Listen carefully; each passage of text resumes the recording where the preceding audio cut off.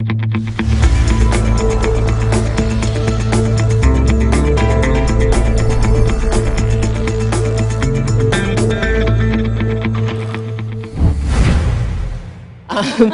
that's, the Devil's Teeth is called the Devil's Teeth. I think a lot of people think, oh, maybe it's referring to the sharks.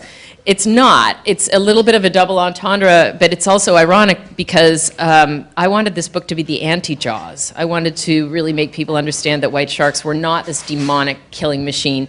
The reason it's called Devil's Teeth is because sailors in the 18th and 17th centuries referred to these islands as the Devil's Teeth because they just look like fangs kind of jutting out of the ocean. And I don't know if you can see it, but there's a lighthouse on the top peak there, and that lighthouse was the first lighthouse on the west coast of the U.S. But before it was there, they used to run into these islands, and so they were really scared of them, and they didn't like them, and that's why they were known as the Devil's Teeth.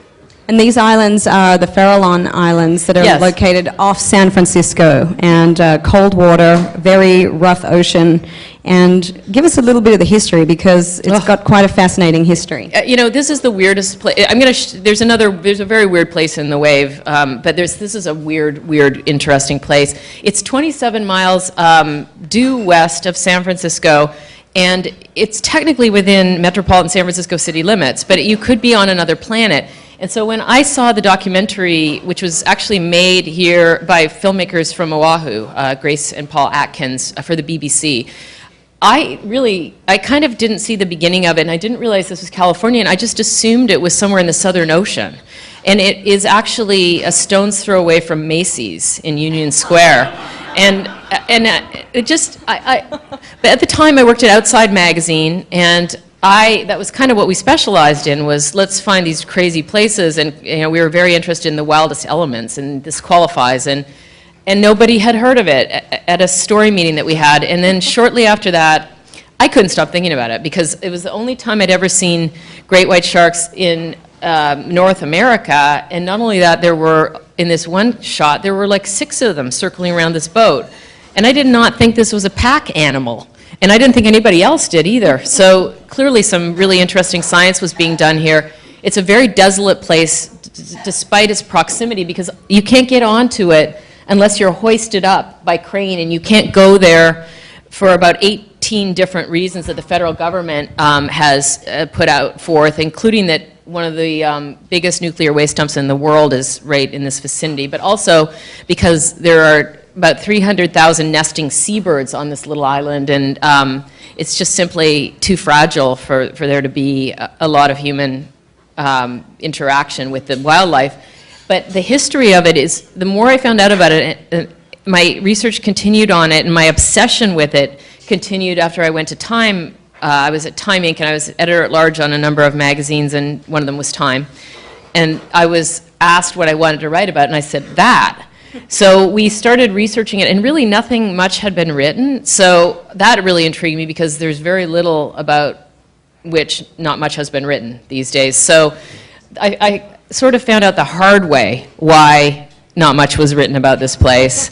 And the book gets into that, but the whole human history, there used to be a town on these islands, there was a war, there were murders, you just couldn't make it up, which is the best thing about nonfiction, is the stories are really true, and you couldn't make them up, they're too weird. Well, I don't know about most of you, but just seeing that would be enough for me to turn the boat around. And then just seeing that it's a boat graveyard there. And seeing that that's how you got to get on the island, I would definitely turn around, especially on a day like this one when it doesn't work. That's the boat launching. There's actually a little harness. They launch a 11-foot Boston whaler into the water, and they go right up to the sharks when they're feeding. And what's so unusual about the setup here is it's an island with a lighthouse. It's a circular island, 65 acres, very steep. It has this lighthouse, and all these birds, and all these sharks, and all these seals. And what is great about that combination is that, so the seals, the elephant seals, come off the land, and the sharks are within very close proximity to the shore, like 100 yards maybe.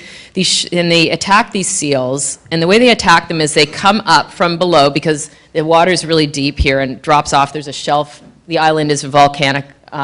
It's actually the edge of the continental shelf, this particular. It's on a different tectonic plate than the rest of California. It looks like it. The sharks rush up, they behead the seals. I never saw a seal in a kill that had any of its head left. And the seals, because they stay underwater so long, have this super brilliant red blood. And you can see it on the cover of the book. That's a real blood stain. It's this weird orangey fire engine color. And then the birds go crazy. And so the scientists up at the lighthouse can see the birds go crazy. They can see the blood spot. And then they run down and they launch their boat off here, and they go right out to the shark. And because the elephant seals float, the sharks are eating on the surface of the water, and they're just kind of eating. And you can go right up to them. They pay no attention. They'll look at you like whales. They'll spy hop you like whales. And so using this very unusual confluence of wildlife, they were able to find out things about white sharks that nobody had ever discovered before. The next slide comes with a little bit of a preface, given that tomorrow we all have to get back in the ocean. She's talked about these great beasts, but I didn't want to freak anyone out too much, so I hope you'll forgive me a little liberty. I found this slide. It was the friendliest great white I could find on the internet. It's not the one that Susan gazed into the eyes of. No, they are really, this looks like the Joker in Batman. They're so wonderful, and people are like, I'm scared to read your book, and I think actually the book will make you fear sharks less. I got to see how thoughtful and curious they are. I mean, they're very good hunters, and when they're hunting, they mean business, and you don't survive as long as they have survived without being very good at what you do. But most of the time, they're kind of checking things out very carefully. I have encountered lots of other sharks, and I lived in Maui while I was riding the wave, and I still think of Maui as my home, and I, as an open water swimmer, have run into tiger sharks before, and I would rather take my chances with a white shark any day. Tiger shark just kind of, I love all sharks, but tiger shark kind of is a junkyard dog, and this is a little bit more like a sort of a majestic, different. They're just different. These are warm-blooded. White sharks are warm-blooded, which is unusual. And because they're so big, they're as wide. They almost look like orcas because they're so wide, and that's also unusual.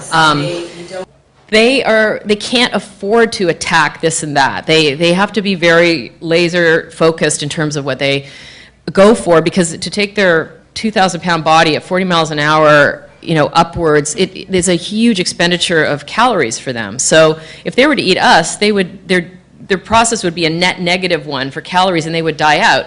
Whereas by contrast, they're one of the most successfully evolved animals on the planet.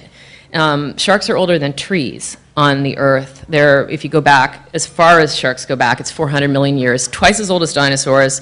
They made it through every global mass extinction, except arguably, the one that's in process right now, right? The sixth, which is really us.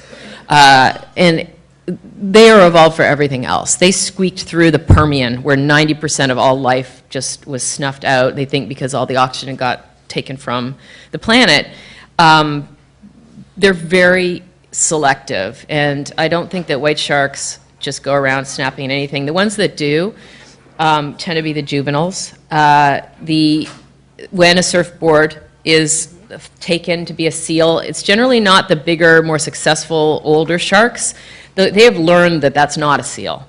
But the juveniles can be 13 or 14 feet long, so that's an animal that can do some damage, and they usually take a bite, realize it's not a seal, leave, and don't come back. When surfboards were used at the Farallones, they never had a return bite on a surfboard.